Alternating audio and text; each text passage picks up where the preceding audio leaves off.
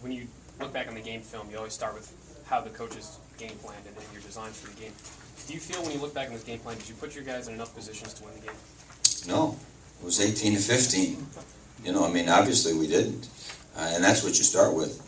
I've never left a game saying, you know what, I did my part and they didn't. You know, in fact, I've probably left more games saying, whew, thank goodness they covered me on that one. You know, I thought Southern Cal did a good job of saying, okay, here's what we can't let happen. You know, they said, hey, we're not going to let Terrell outside. You know, and you know, we've got to see if we can, you know, handle him inside, you know, with what we'll have there. But we're not going to let him outside.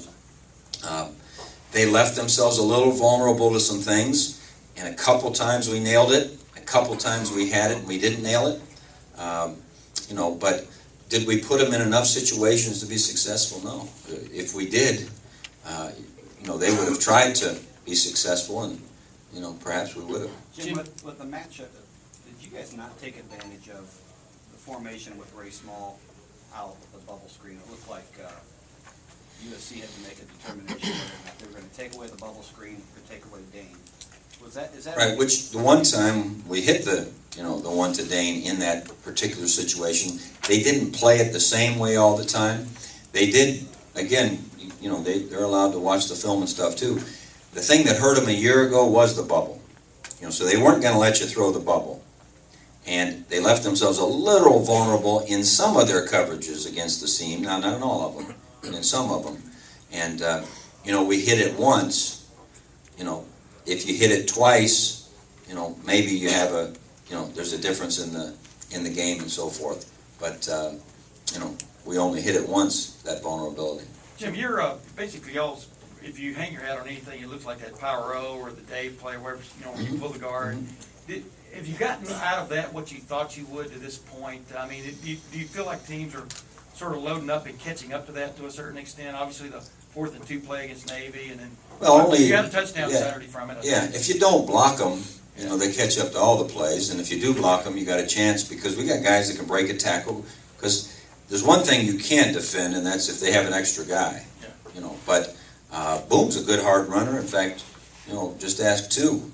You know, I mean, but if you asked about hang your hat runs, you know, we just have two basic ones, like most people. We have a zone blocking run, and you have an off tackle blocking one, and you know, your isolation / draw things are blocked, you know, similar, and then you have your short, you know, your counter type thing, which again is the Power O, you know, if you will. But you know, I thought we hit a couple zones in there pretty good, and we hit, you know, 1 or 2 of the off tackles pretty good, but you know, we weren't gonna just blast through them.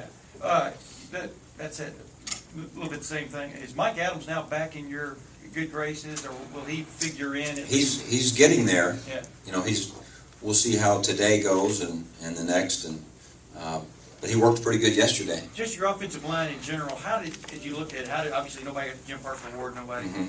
How did you like the way just they played? I mean, you know, inconsistently. So I guess, you know, I'm not saying I didn't like the way they played, and you know, make any inference that someone could snip it out and, you know, say, whoa, here's the problem. But we weren't consistent all the time. There were a couple moments where there was one where they were bringing a blitz, and we did a great job of adjusting and bang, hit it up in there for 5 or 6. And but you know, are we rolling on all cylinders? No. Is it hard to roll on all cylinders? You know, yes. But that's where we've got to get. Do you, one last thing, just in retrospect, there before the half, y'all went for it a little bit, ended up punting, they ended up going down in time to score and stuff. Is that one of those things you're second guessing right now, or did you feel? Now I am. But you know what I'm saying? What was you thinking there? Hey, try to get something here. I mean, obviously, what were you thinking? Well, we were thinking that, you know, whatever the score was, 10-7. 10-7. You know, 10-7 is not going to be enough. And we weren't in horrible field position. I can't remember where we were, 30 or thereabouts. And that there were some things that we did want to go after. And so we went after one of them and completed, and then we came back and ran it for about 5 or 6, and then went to a base thing that we had done before, and really had a chance with it.